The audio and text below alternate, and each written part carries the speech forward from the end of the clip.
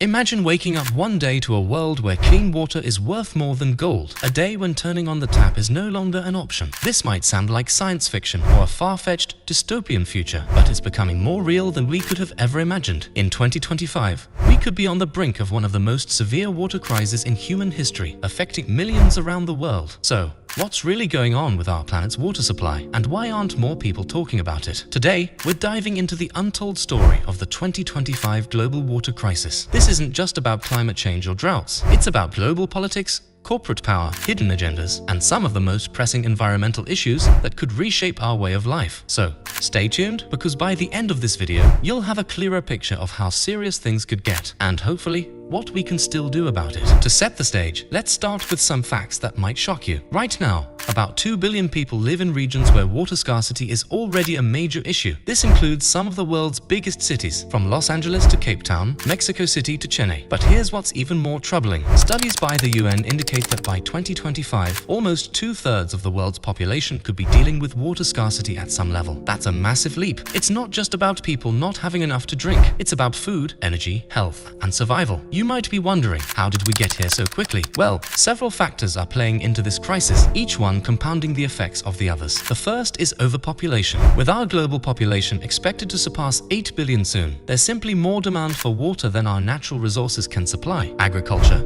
industry, household needs, everything requires water. And here's the kicker. As developing countries advance and improve their quality of life, their water demands skyrocket. It's a double-edged sword, because while it's great that more people have access to modern amenities, it's putting unprecedented pressure on our water supply. And then we have climate change. This is a game changer. It's not just about temperatures rising. It's also about more frequent and severe droughts, melting glaciers, unpredictable rainfall, and even sea level rise contaminating freshwater sources with saltwater. Regions that were once able to rely on predictable weather patterns for their water are now finding themselves in a bind, with less rain in dry seasons and intense flooding during others. In the United States, for example, states in the Southwest like California, Nevada, and Arizona are already experiencing some of the worst droughts on record. Now, if you thought these challenges were tough, let's talk about the political side of things. Water is increasingly becoming a battleground for power and control. Corporations and even governments are beginning to recognize water as the blue gold of the 21st century. We're seeing big players step in, companies buying up freshwater sources around the globe, in places as diverse as rural Africa and rural America. They're purchasing water rights and, in some cases, entire lakes and rivers,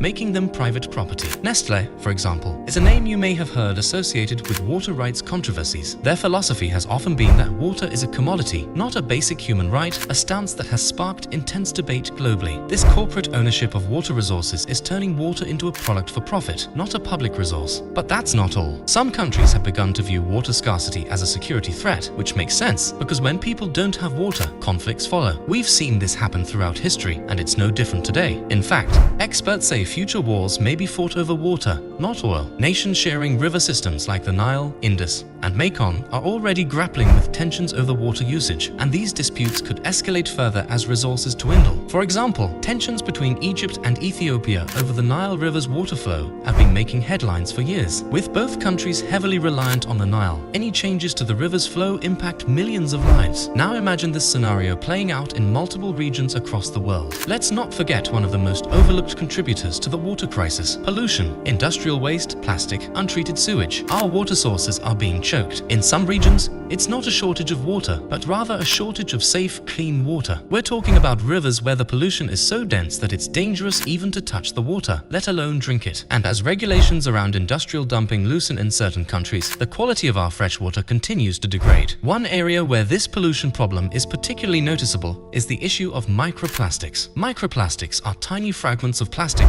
less than 5 millimeters long, that are increasingly showing up in rivers, lakes, and oceans, and they're even infiltrating our drinking water. According to recent studies, we're all consuming microplastics on a daily basis, whether through bottled water, tap water, or the fish and seafood we eat. The long-term health impacts are still largely unknown, but it's clear that our water crisis isn't just about scarcity, it's also about contamination and health risks. So, what's being done about this impending crisis? Are there solutions? Some countries are taking steps to address water scarcity by investing in desalination technology, which removes salt from seawater to make it drinkable. Places like Saudi Arabia, Israel, and even parts of California have built large desalination plants to bolster their water supplies. While this is a promising technology, it's extremely energy-intensive and expensive, making it an imperfect solution. But it may be one of the only options for certain coastal areas in the near future. Another approach is the recycling and reusing of wastewater. Countries like Singapore have pioneered what they call water, a process that treats and purifies wastewater until it's safe for drinking. This has allowed them to become much less dependent on external water sources. However, the stigma around drinking recycled wastewater remains, and many regions haven't adopted this method at a scale that could truly impact global water supplies. Yet, while these technological solutions offer some relief, they're not enough to solve the problem entirely. The real solution lies in conservation and efficient water management. Countries and communities need to adopt practices that prioritize water conservation